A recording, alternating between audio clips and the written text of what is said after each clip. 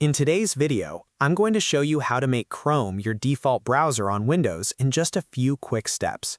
This is a simple setting change, but it can make a big difference if you want every web link, email link, or search result to open in Google Chrome automatically, instead of another browser like Microsoft Edge.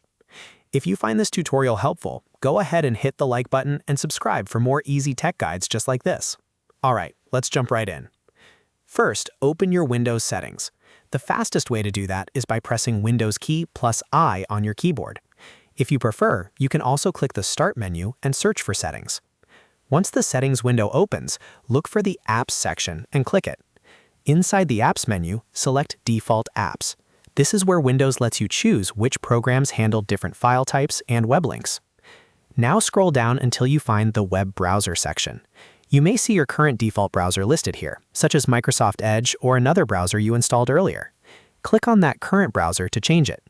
A list of available browsers will appear, and from there, select Google Chrome. Windows will instantly apply the change, so Chrome will now open web links by default.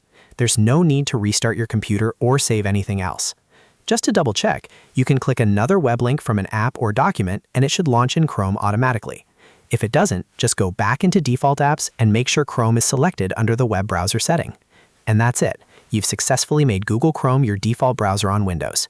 If this video helped you out, please give it a like, subscribe to the channel, and turn on notifications so you don't miss the next quick tutorial.